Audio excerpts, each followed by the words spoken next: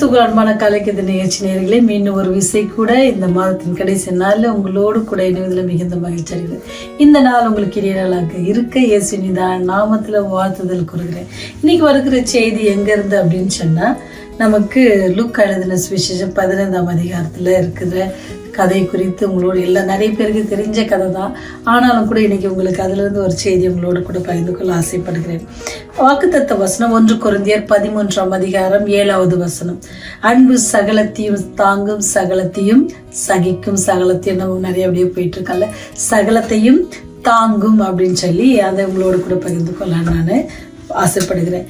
ஏன் சொன்னா, இந்த காலகட்டங்களில் அன்பு அதிகமாக குறைந்து போகிற காலகட்டங்களில் நம்ம வாழ்ந்து கொண்டிருக்கிறோம். அதனால நம்ம ஆண்டவர் நமக்கு சொல்லி கொடுக்குறப்ப அன்னைக்கு அவர் ஊழியம் செய்த நாட்களில் நமக்கு ஓமையாக சொன்ன காரியங்கள் எல்லாம் நமக்கு இந்த நாட்களில் அது ரொம்ப யோசித்து பார்த்தா ரொம்ப பயனுள்ளதாக இருக்குது இல்லைங்களா? அதே போலதான் இன்னைக்கு வருகிற கதை. ஒரு கணவன் மனைவி இருந்தாங்க. அவங்க பேர் என்னன்னா ஜாக் அண்ட் லீனா. இவங்க 2 பேரும் என்ன செஞ்சாங்க அப்படின்னு சொன்னா, திருமண வாழ்க்கையில ஈடுபட்டாங்க. முதல் 5 வருடம் ரொம்ப அழகா போச்சு, எந்த வித பிரச்சனையும் இல்லை. எப்படின்னு பார்த்தீங்கன்னா, ஒரு ஓடையில ஒரு போட் போனால் சத்தம் இல்லாமல் எவ்வளோ அழகாக போகுமோ அதே போல் எந்த வித பிரச்சனை இல்லாமல் போய் கொண்டு இருந்துச்சு. எல்லாருக்கும் பக்கத்து வீட்டுக்காரெல்லாம் பார்த்து ரொம்ப ஆச்சரியப்பட்டாங்க. பரவாயில்ல, இந்த பிள்ளைங்க சின்ன வயசுலேயே ரொம்ப அழகாக குடும்பம் நடத்துகிறாங்களே அப்படின்னு சொல்லி சந்தோஷப்பட்டு கொண்டிருக்க அந்த காலகட்டங்களில் சடனாக ஒரு நாள் லீனா என்ன செஞ்சா அப்படின்னு சொன்னால், ஜாக்கிட்ட கேட்குறா, நான் வேலைக்கு போகலான்னு ஆசைப்படுறேன் அப்படின்னு சொன்னேன். அப்போ ஜாக் சொன்னா, இல்லை நானே என்னப்பா, எனக்கு வருகிற வருமானம் ரொம்ப போதுமானதாக இருக்குது, நீ எதுக்கு வேலைக்கு போகணும், நீங்கள் வேலைக்கு போக அவசியம் இல்லைன்னு சொன்ன உடனே அங்கே என்ன செஞ்சிச்சு அப்படின்னா, பிரச்சனை ஆரம்பிச்சிச்சு. அப்போ இவ்வளோ நாள் அன்பாக இருந்தவங்களுக்குள்ள என்ன இருந்துச்சுன்னா பிரச்சனை வர ஆரம்பிச்சிச்சு. அது நிமித்தம் என்ன செய்யறாங்க அப்படின்னு சொன்னா, ஒவ்வொரு நேரம் சண்டை போட ஆரம்பிச்சிட்டாங்க. லீனா எப்பவுமே என்ன பண்ண, ஜாக்கெட்டு ஏதாவது குற்றம் கண்டுபிடிப்பதாகவே அவருடைய நோக்கமாக இருக்கிறது. ஏன்னு சொன்னா, அவர் விருப்பத்துக்கு அவர் மதிப்பு கொடுக்கல அப்படின்னு சொல்லி. அதே போல ஜாக் என்ன செய்யறாருன்னா, லீனா கிட்ட எரிஞ்சு விழுறது, ஏன் இந்த மாதிரி பண்ற அப்படின்னு கேட்க, இந்த மாதிரி பிரச்சனைகள் அதிகரித்தே கொண்டு போயிட்டே இருந்துச்சு. இங்க என்ன நமக்கு வசனம் சொல்லிச்சுன்னா, அன்பு சகலத்தையும் தாங்கும். அவங்க கிட்ட இருந்தது என்ன பிரச்சனை அப்படின்னு சொன்னா, அன்பு என்ன செய்யல, அன்பு அவங்களுடைய பிரச்சனை என்னது, வேலையோ அல்லது இல்லை, அன்பு குறைந்தது தான். ஒருவர் நேசிக்காதது தான் என்ன இருந்துச்சுன்னா, அவங்களுடைய பிரச்சனை அதிகமாக பெரிதாக்கி கொண்டே போச்சு. ஏன்னு சொன்னா, நம்ம நேசித்தாங்க அப்படின்னு சொன்னா ஒரு என்ன செஞ்சிருப்பாங்க, புரிந்து கொண்டிருப்பாங்க, அப்படித்தானே? அதே போலதான் இங்கே கெட்டகுமாரன் கதையில பாத்தீங்கன்னு சொன்னா, வீட்டிலோட எல்லா சொத்துக்களையும் அழித்து திரும்பி வந்த மகனை தந்தை எப்படி ஏத்துக்கிறாங்க, ரொம்ப அன்பா ஏத்துக்கிறாங்க. ஏன்னு சொன்னா, அவங்க கிட்ட என்னது, அன்பு சகலத்தையும் தாங்கும் அப்படின்ற காரியம் அவர்கிட்ட இருந்துச்சு. ஆனா அவருடைய சகோதரன், அந்த கதையில நீங்க வாசிப்பீங்க அப்படின்னு சொன்னா, சகோதரன் வருவாங்க. லூக்கா 15ஆம் அதிகாரம் நேரம் இருக்கும்போது எடுத்து வாசிக்கும் போது உங்களுக்கு தெரியும். சகோதரன் வருவாரு. அவருடைய மூத்த குமாரன் வயலில் இருந்து அவன் திரும்பி வீட்டுக்கு சமீபமாய் வருகிற பொழுது கீத வாத்தியத்தையும் நடன கழிப்பையும் கேட்டு, அன்பு இருந்துச்சு அப்படின்னு சொன்னா, ஜாக்கும் லீனுக்கும் என்ன இருந்திருக்காது, லீனாக்கும் கண்டிப்பா பிரச்சனை பெருசா இருக்காது. ஒரு புரிந்து கொண்டு என்ன செஞ்சிருப்பாங்க, தாங்கி கொண்டு போயிருப்பாங்க. ஒருவருக்கு மேல ஒருவர் குற்றம் சொல்லிட மாட்டாங்க. அப்போ அது அவங்கள விசாரித்த அவருடைய நண்பர்கள்லாம் சொன்னாங்களே, இவ்வளவு குற்றங்கள் எப்படி உங்களால கண்டுபிடிக்க முடிஞ்சு இந்த 2 வருஷத்துல? 5 வருடம் ஒரு குற்றமும் இல்லை, ஒருத்தர் குறை சொல்லாம வாழ்ந்தீங்க, ஆனா இப்ப எப்படி உங்களால அதை சொல்ல முடியுது அப்படின்னு சொல்லி பார்க்கும் பொழுது, அங்க அன்பு குறைந்ததுனாலதான் என்ன செய்யணும், நம்ம குற்றம் சாட்டுறோம் அப்படின்னு சொல்லி அவங்களுக்கு சொன்ன அவருடைய நண்பர் என்ன செய்யறாருன்னு சொன்னா சொல்றாரு. அதனால அன்பு சகலத்தையும் தாங்கணும் அப்படின்னு அவர் சொல்றாரு. இங்க அதே போலதான் இந்த சகோதரன் எங்க வயல்ல நினைச்சு பாருங்க, ஒரு மகன் கூடவே இருந்து அப்பா கூட இருந்து எல்லா வேலையும் பார்த்து காரியங்கள்லாம் செய்யற மனுஷன்.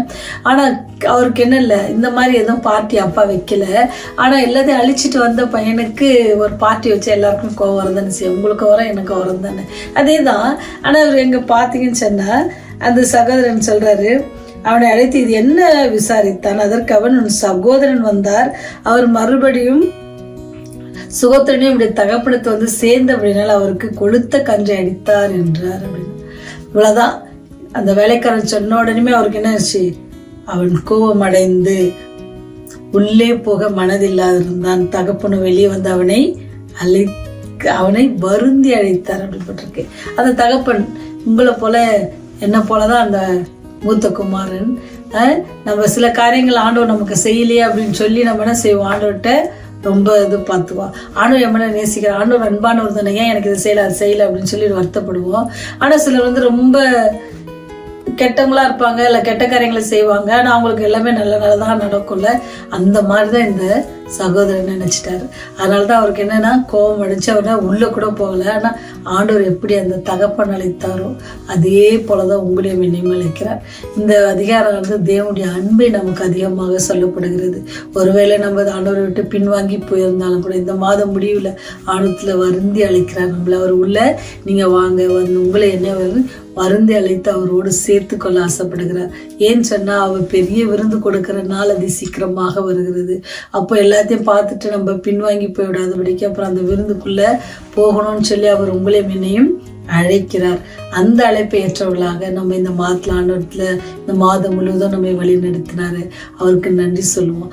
அநேக நிலை அவரை விட்டு நம்ம பின்வாங்கி போயிருந்தோம். ஆனால் கூட அவர் அதெல்லாம் பார்க்காதபடிக்கு எப்படி தன் மகன் திரும்பி வந்தபோது சந்தோஷமா ஏற்றுக்கொண்டு புதிய ஆடையை கொடுத்து பாதரட்சை கொடுத்து கையில மோதிரத்தை கொடுத்து எல்லாம் அனுபவித்து அவருக்கு நல்ல ஒரு விருந்து ஆயத்தப்படுத்தினார். அதே போல நீங்களும் ஆண்டவரத்துல நம்ம ஒப்பு கொடுத்து ஆண்டவரத்துல மன்னிப்பு கேட்டு திரும்பி வரும் பொழுது ஆண்டவர் இதே போல நீதியின் வஸ்திரத்தை நமக்கு உடுத்து வைத்து நமக்கு சந்தோஷத்தையும் சமாதானத்தையும் தருவதற்காக அவர் காத்து கொண்டிருக்கிறார். இப்ப நீங்க ஒருவேளை அப்படி பின்வாங்கி போயிருப்பீங்கன்னு சொன்னா ஆண்டுடைய அன்பில் மீண்டும் உங்களை அழைக்கிறார். ஒருவேளை கோவத்தோட போகிற பிள்ளைகளா இருந்தாலும் ஆண்டவர் என்ன செய்யறாரு, வருந்தி அழைக்கிறார். ஆண்டவர் இதெல்லாம் கேட்டேன், இந்த மாசம் கிடைக்கல, அதனால நான் இனிமேல் பின்பற்ற மாட்டேன் அப்படின்னு சொல்லி நீங்க நினைப்பீங்கன்னு சொன்னா ஆண்டவர் உங்களை வருந்தி அழைக்கிறார்.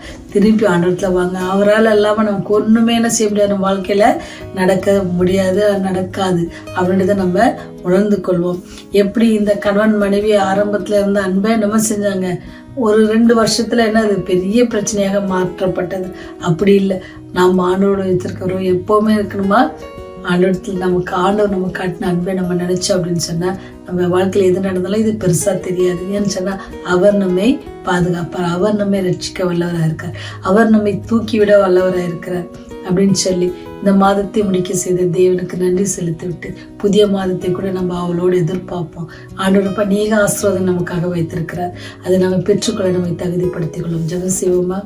கிருபை நிறைந்தவரே, இரக்கத்தில் ஐஸ்வர்யமுள்ள தகப்பனே, இந்த நாளிலும் கூட நோக்கி ஆண்டவரே அப்பா பிதாவே என்று அழைக்கும்படியான பெரிய ஸ்லாக்கியத்தினை எங்களுக்கு கொடுத்ததாக நாங்கள் விசுவாசிக்கிறோம். ராஜா, ஒருவரும் கெட்டு போகாதபடிக்கு எல்லோரும் நித்திய ஜீவனை அடைய வேண்டும் என்று சொல்லி எங்கள் மேல் மிகவும் பொறுமையா இருந்த ஆண்டவரே எங்களை நீர் மன்னித்து எங்களை வழிநடத்துவதற்காக நன்றி செலுத்துகிறோம். இந்த நாளிலும் கூட ஆண்டவரே நாங்கள் எங்களுடைய பாவ வழிந்து திரும்பி திருத்தி கொள்ளவும் நாங்கள் திரும்பி வந்து முக்கியற்ற ஜீவம் ஜீவிக்க எங்களுக்கு உதவி செய்யுங்க. இந்த மாதம் முழுவதும் எங்களை நான் கண்ணின் மணி போல நீர் பாதுகாத்து கொண்டீங்க.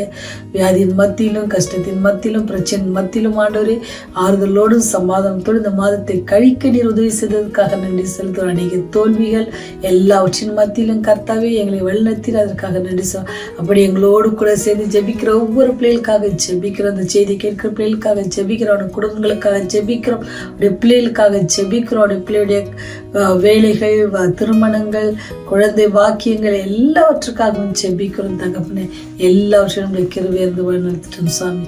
நாங்கள் பாவிகள் கர்த்தாவே நீரையுடைய பாவங்களை மன்னித்தாண்டவரே உடைய ராஜ்யம் வருவதற்கு ஆண்டவரே நாங்கள் நமக்கு பிரியமாய் ஜீவிக்கத்தக்கதான பலத்தையும் ஆரோக்கியத்தையும் எங்களுக்கு கட்டளையிடணுமாய் கெஞ்சி மன்னர் நீ செய்த சகல நன்மைகளுக்காக நன்றி செலுத்துகிறோம். நன்றியோடு பாத்துல நிற்கிறோம் ஆண்டவரே. எங்களை ஒப்பு கொடுக்கிறோம். எங்களை மன்னித்து எங்களை ஆசீர்வதிக்க வேண்டுமாய் இயேசுவின் வழியை ஜெபிக்கிறோம். ஜீவனுள்ள பரலோக பிதாவே, ஆமென்.